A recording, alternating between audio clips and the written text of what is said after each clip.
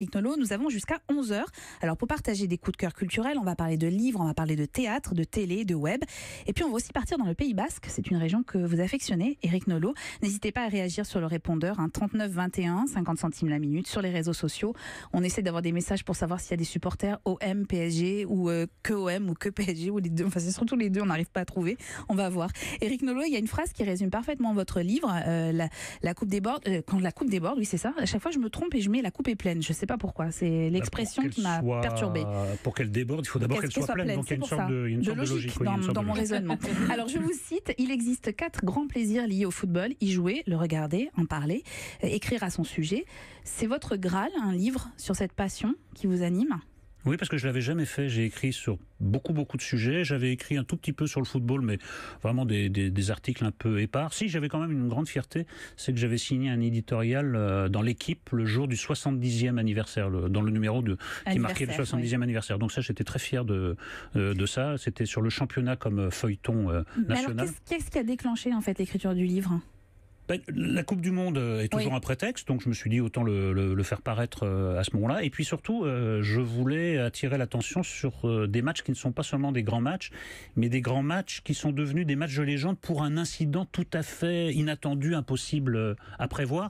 Il est vrai que c'est souvent sur le mode négatif, parce que ça peut être un incident de jeu, un but qui a été accordé alors qu'il n'aurait pas dû l'être, ou au contraire, qui a été refusé alors qu'il aurait dû être accordé.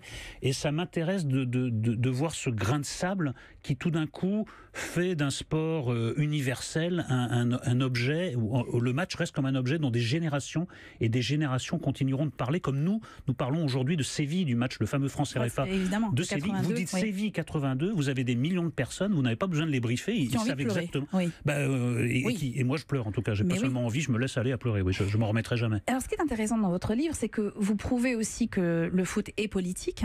Vous faites plusieurs références à la fois aux politiques des pays dans lesquels sont menées notamment les Coupes du Monde. Je pense à l'Argentine, il y a des histoires croustillantes sur ce pays, et à la fois littéraire, vous citez Rimbaud, Pascal, Kafka, Beckett.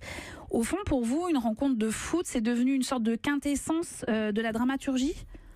Souvent, pour revenir à Séville, je crois que jamais le football s'est approché aussi près de la tragédie grecque. Ça ressemble beaucoup à une tragédie grecque. C'est vrai que quand vous voyez Battiston se faire évacuer sur une civière dans le coma avec Platini qui lui tient la main, c'est Achille et Patrocle sous les murs de Troie, quoi. Moi, ça me fait penser à ça. Et puis il y a quelque chose de plus fondamental, c'est que comme j'ai découvert le football et la littérature en même temps, c'est comme si j'avais élevé un chien et un chat ensemble. D'habitude, ça fait pas très bon ménage, à mon avis, de manière complètement erronée. Mais il se trouve que comme moi, j'ai vraiment découvert les deux en même temps. Ça fait partie des données immédiates et essentielles de mon existence. Donc l'un ne va pas sans l'autre. Est-ce que le travail d'écriture sur le foot vous a paru simple ou pas ? Parce que c'est une matière que vous connaissez parfaitement, vous êtes passionné, mais est-ce qu'au moment de l'écriture, ça devient fluide ou au contraire ça devient très compliqué ? C'est peut-être le livre que j'ai eu le plus de facilité à écrire, alors que je suis pas spécialement productif, ou en tout cas je suis pas comme Aragon, vous savez, qui se mettait à son bureau puis le soir il y avait 15 pages d'écrites, ce qui rendait un peu nerveux ses confrères. Non, moi je suis pas du tout de l'école Aragon, je suis plutôt d'une école beaucoup plus laborieuse. Hélas, quand on n'a pas le génie, il faut travailler, et je dois dire que celui-là s'est fait avec beaucoup de facilité par rapport à d'autres.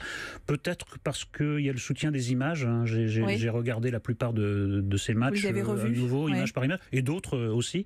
Et peut-être que j'aime être mené par l'image, peut-être que j'ai besoin d'un prétexte avant de passer au texte. Mais est-ce que vous êtes frustré de ne pas être journaliste sportif ou pas du tout ? C'était mon rêve quand j'étais gamin. Ouais. Et aujourd'hui ? Ça provoquait une grande consternation dans ma famille, parce que quand on voyait les journalistes sportifs à la télé, c'était pas des gens auxquels ma famille s'identifie.